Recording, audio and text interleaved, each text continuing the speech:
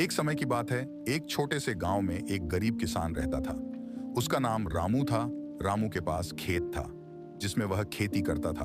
वह गरीब था, लेकिन उसकी मेहनत में कोई कमी नहीं थी। वह हर दिन अपने खेत में मेहनत करता और अपने परिवार का पेट भरता था। एक दिन एक बुद्धिमान ब्राह्मण गांव में आया।